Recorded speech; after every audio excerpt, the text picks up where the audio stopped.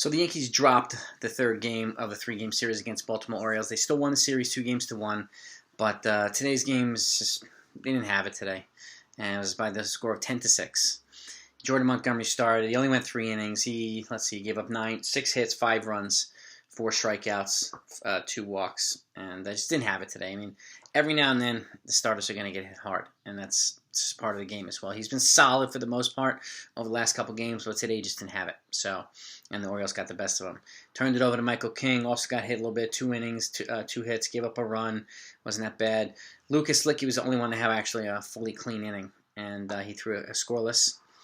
And then Wandy Peralta came in, threw an inning, but he gave up 2 earned runs, and he also gave up a home run. But he also gave up a hit that could have been a really, really big double or triple, and Clint Frazier made one of the most ridiculous defensive catches, broke his sunglasses along the way, and another one of his great defensive catches in the outfield this season. He's really, really come a long way with his defense, so saved the team a couple more runs that inning. So, and then Luis Cessa came in. He got hit a little bit too, unfortunately, in the bottom of the 8th, and gave up 2 runs, and unfortunately, that's what happened today. In terms of the offensive side, Clint Frazier starting to heat up a little bit, hit another home run today. I think it's his 5th. Gary Sanchez is starting to come around a little bit, hit another home run too.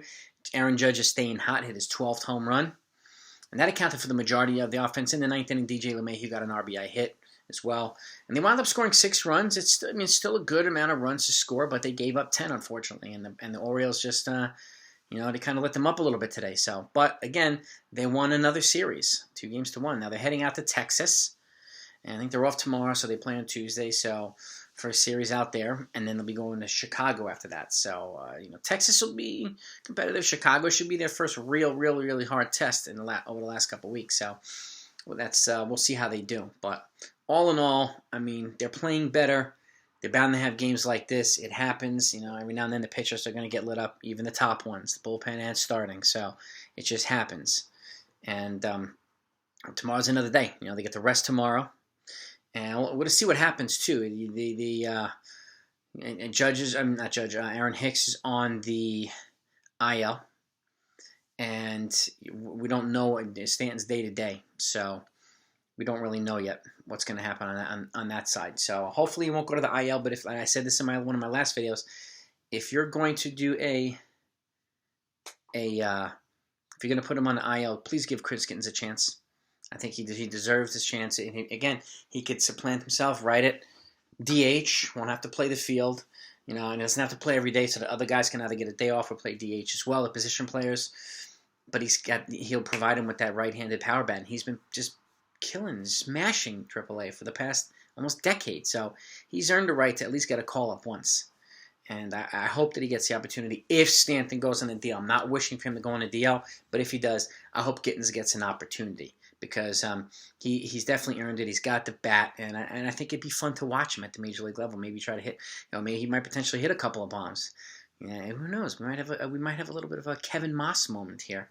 And Moss came out of nowhere and hit, or Shane Spencer, I should say. Moss came out and hit like 25 home runs in like a microscopic period, and then he kind of fizzled out. Shane Spencer, it actually went on fire, and then he stuck around for a couple of years, and now it was somewhat consistent. But he went on that tear too. I think it was 9 home runs his first month of his baseball career in the majors, and I just remember him being on fire. So I would love to see a Chris Gittens situation like that. It would be fun to watch. Now we'll see what happens now. I mean, things are going to get a little bit more competitive, and we'll have a better idea of what the Yankees' needs are going to be as they start to play these more competitive, higher-level teams, these elite teams like the White Sox. I mean, it's going to be interesting to see how well they stack up against them and whose holes get exposed, whose weaknesses and so on, and what teams might need to do to beat a team like this. If the White Sox are going to be the team to beat and they have are there going to be players available that can help offset that skill set or that strength of that team? So this is where it's going to start to become interesting when the teams start to really play their arch rivals and such, and not even arch rivals, just divisional rivals or the best teams in the league, and you'll get a better idea of what the teams need to do to solidify themselves in order to be the team, the one that's last standing, at the end. So it's going to be fascinating to see what happens the next couple of weeks, particularly for the Yankees. But that's the name of the game. I mean, and that's that's what makes it so fun. But all in all, again, the Yankees did drop the game today, but they did win the series 2-1. Score was 10-6.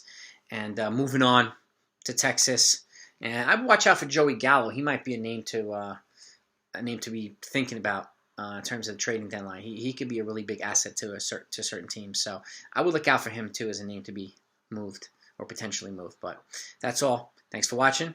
Talk to you next time.